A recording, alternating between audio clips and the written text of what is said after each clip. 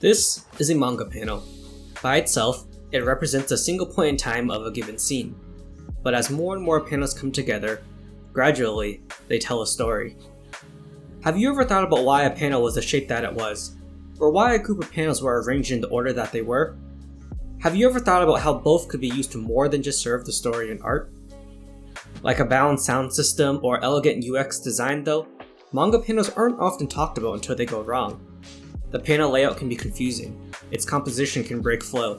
A panel can be too big, too small. There are an endless amount of reasons why either could make the reader pause and think, something is off.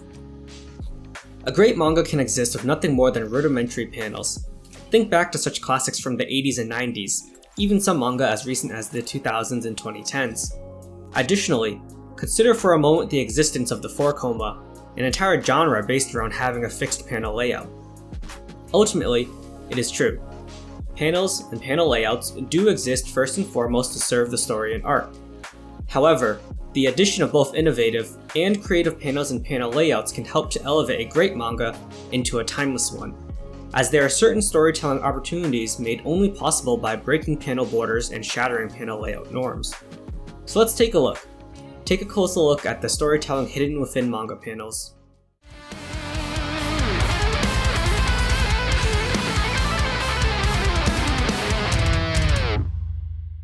Welcome to Shiori Experience.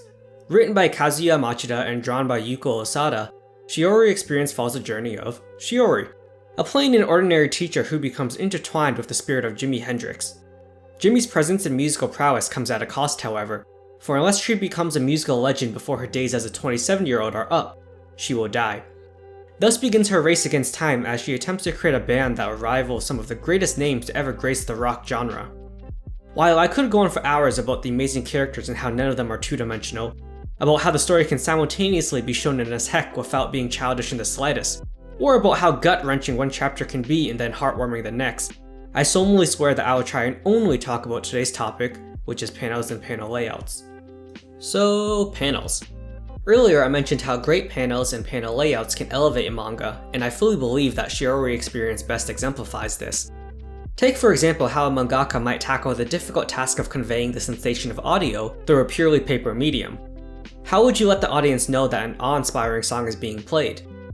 Most would use the reactions of background characters to give the reader context on how well the musician is currently doing.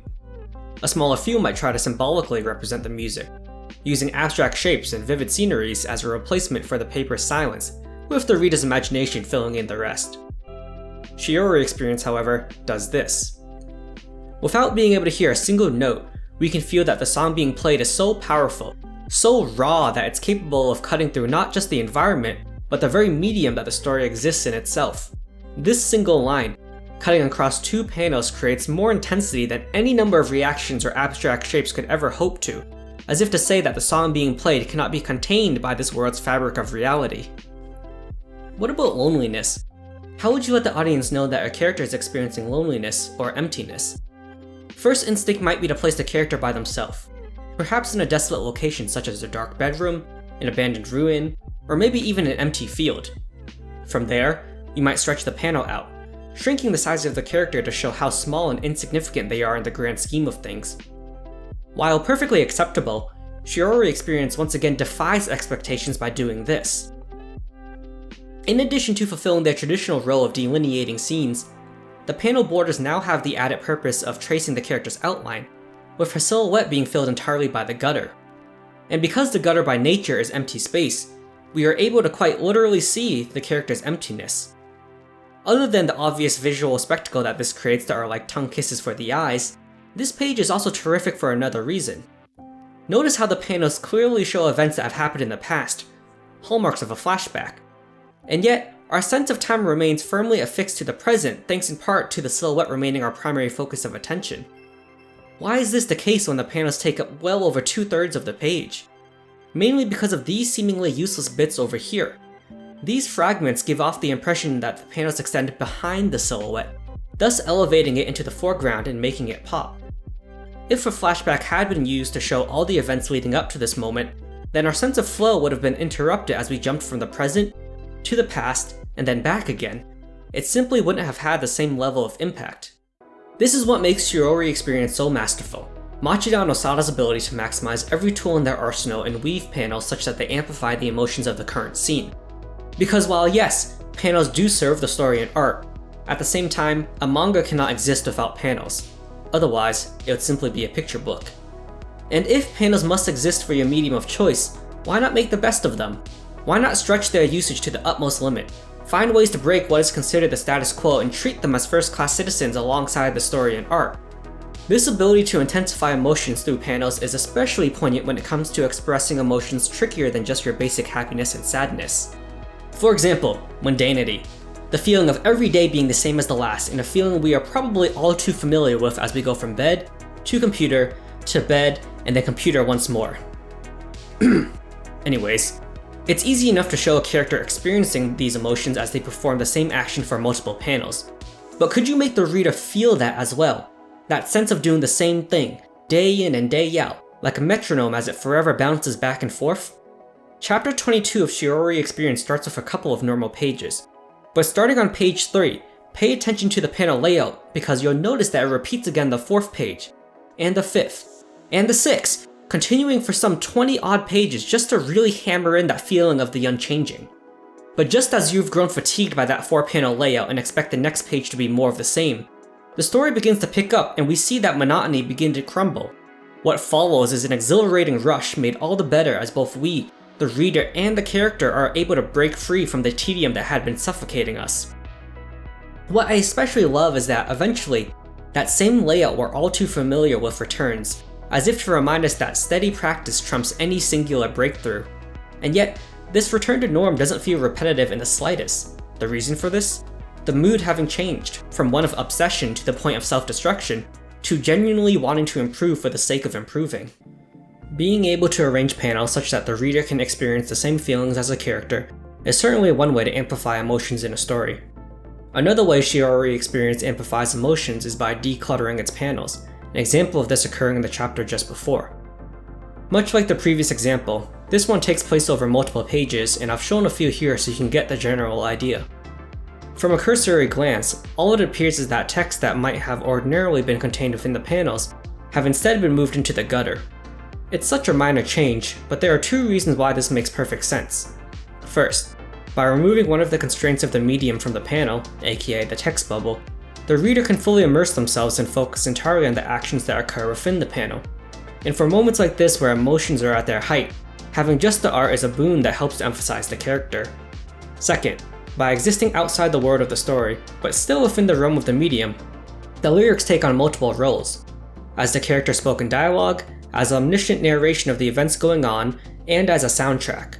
While the first 2 points speak for themselves, let me expand upon that last one a bit more. Recall how we touched upon the challenge of bringing the sensation of audio to a strictly paper medium, and how some mangaka have chosen to overcome this. However, what if you want to take this one step further and bring not just the sensation of audio into a manga, but an entire song? This is where the lyrics, and more importantly, the lyrics of an actual song, come back into play.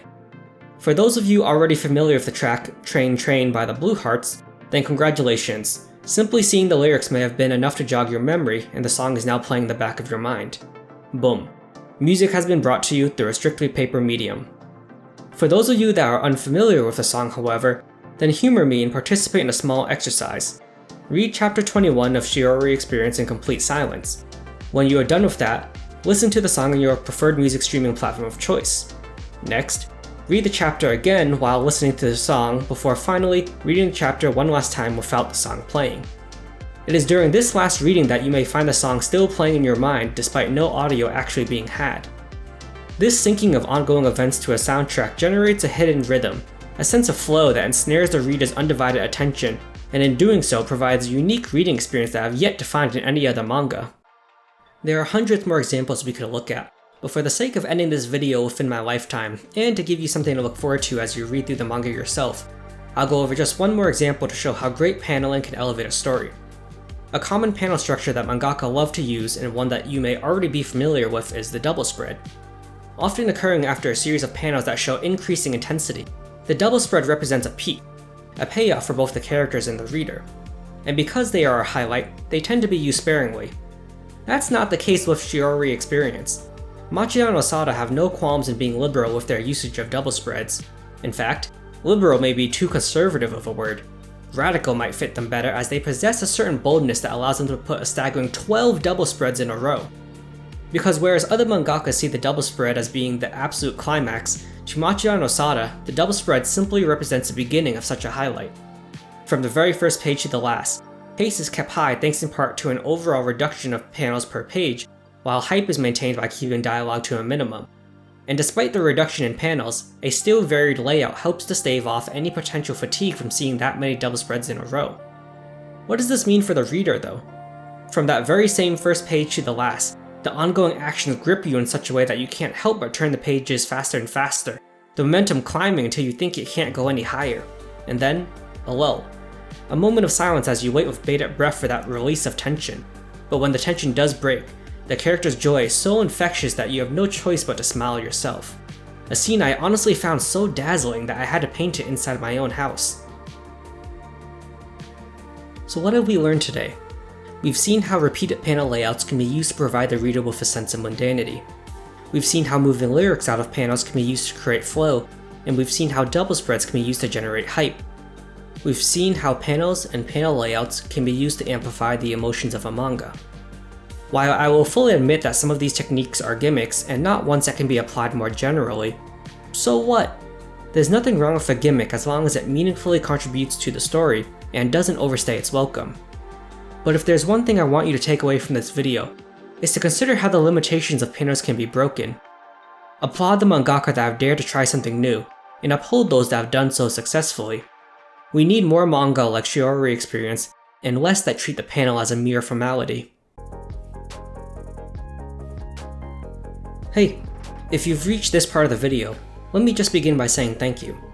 I've had this idea stewing in my mind since 2020, and it's been one of my goals for 2023 to finally get this video out. The fact that even one person would watch my video until the end makes me happy. Shiori Experience is easily one of my favorite manga of all time, so please, do give it a chance.